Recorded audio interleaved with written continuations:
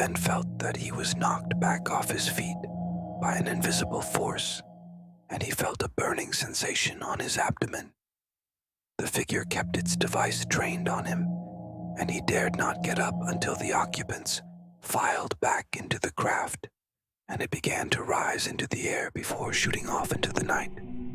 He says of the surreal experience, "I was hit at the back by a light beam, and it had such a force that I felt pushed. I lost my equilibrium and I hit the ground, knocking my head against a stone. Hurt, scared, I stayed on the ground without moving. In the meantime, those beings were finishing their welding job. Then they all entered in the disc. It closed and went away. They seemed not to be interested in my anymore. I am convinced they only wanted to scare me and had no intention to do anything wrong to me. They were busy in removing the scaffold and withdrawing the ladder. Then the door closed. All the lights went out, and the buzzing sound continued. Suddenly the sound became louder. The craft took off, gained speed, and disappeared. It was only after the night had fallen quiet again, and the buzzing had stopped to bring the normal nighttime sounds crashing back into reality that he dared get up and go home. The following day, he went back to the site of the encounter out of sheer curiosity and noticed that there were some traces and 4 circular depressions of 1 meter diameter each, arranged in a square pattern of 6 meters side length. He grass around it, charred and with lots of pieces of melted metal scattered about the ground. It was odd enough that he contacted authorities to come investigate, after which they collected some samples of the metal fragments for study.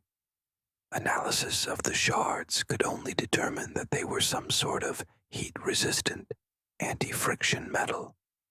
In the meantime, the witness visited a doctor due to the persisting pain at the site of the mysterious beam strike, and it was found that Facchini had a blackened mark where the beam had hit him, and this mark had grown until it covered his entire back, causing him pains for a whole month. No rational cause could be found for it. He would go on to suffer health and psychological issues for the rest of his life.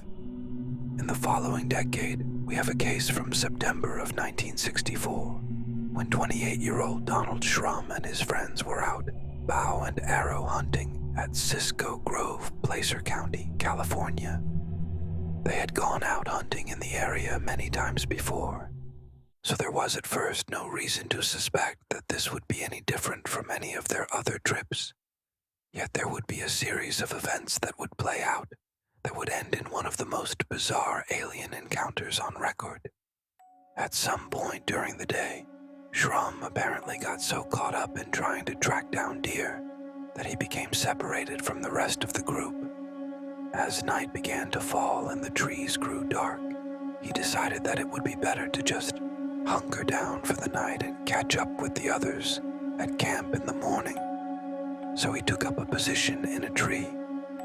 As he sat up there listening to the sounds of the night and trying to find elusive sleep, his attention was suddenly drawn to a strange white light in the sky that seemed to be moving in a sort of zigzagging pattern and looked to descend below the tree line. As Schrum watched, it seemed as if the object was bobbing along to approach his position, and although he could not hear any noise, he assumed it was a helicopter.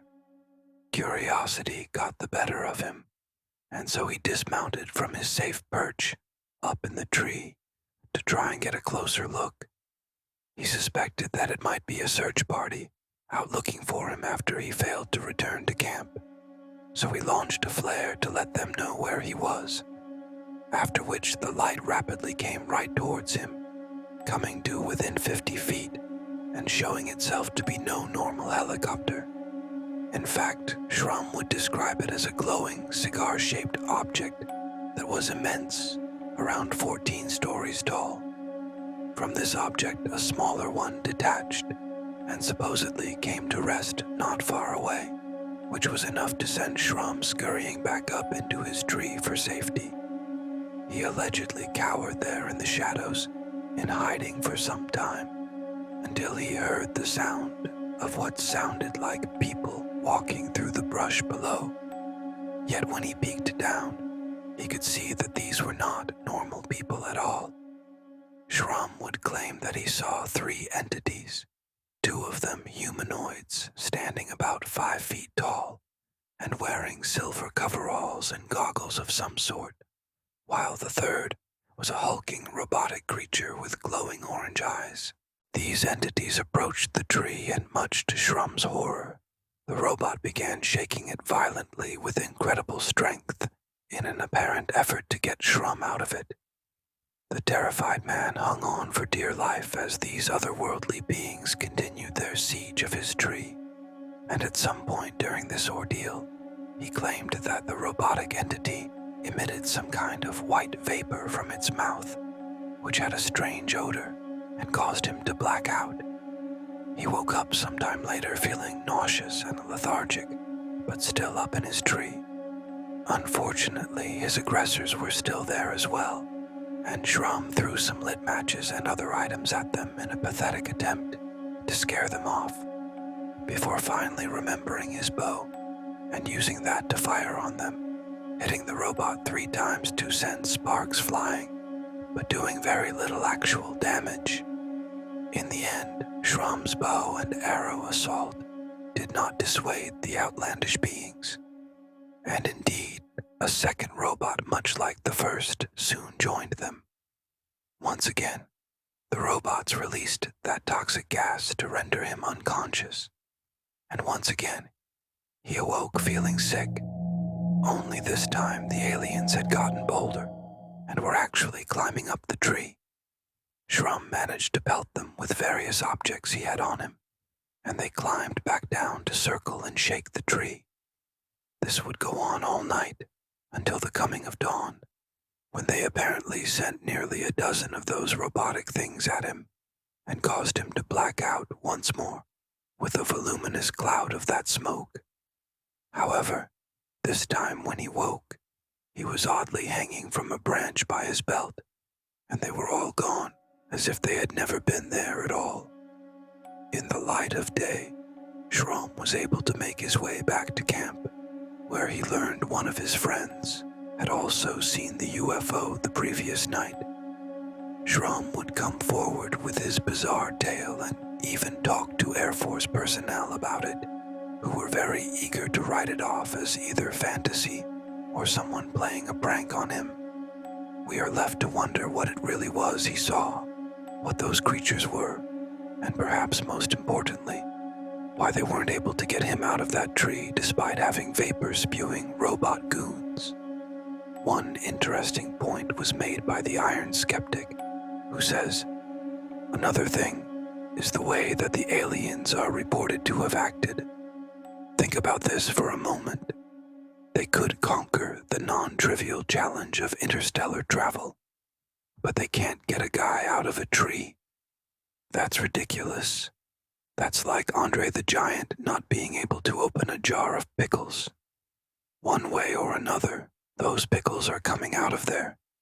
Either these aliens were the absolute stupidest, most bumbling, least competent abductors ever to grace the good green earth, or they had a reason for leaving the terrified man up that tree.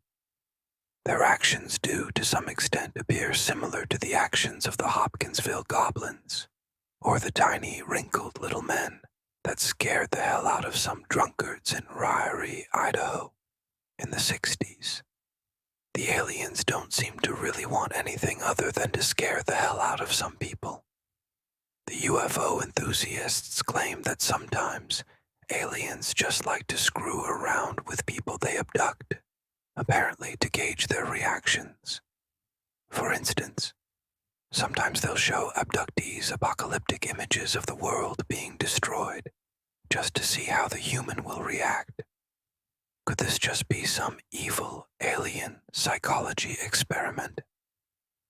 It is an intriguing point to consider and makes one wonder, How indeed did these forces not manage to get this one guy down from a tree? And was there some mysterious motive for it all?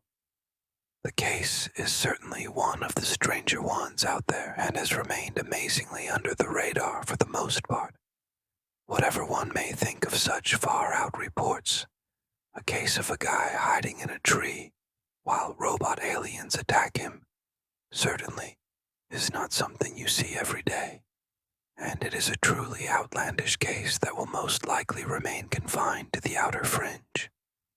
The setting for another outlandish tale is the Everglades, a vast expanse of swamps and tropical wetlands, covering a massive 7,800 square miles of the southern portion of the U.S. state of Florida. It was to this wild realm of gloomy, tangled, mosquito-infested wilderness that on March 12, 1965, a rancher and former constable by the name of James Flynn came to do a bit of hunting. He loaded up his truck with a swamp buggy and his 4 trusty hunting dogs before making his way through winding dirt roads as far as they would take him until he was right up against the swampy wilds. He then unloaded the swamp buggy, let his dogs loose, and penetrated deeper into the muck-covered back country in search of deer. The terrain was very daunting and unpredictable, but by all accounts, Flynn knew these swamps like the back of his hand and was a seasoned outdoorsman, so this was all pretty routine for him. However, the trip was about to take a turn into the weird.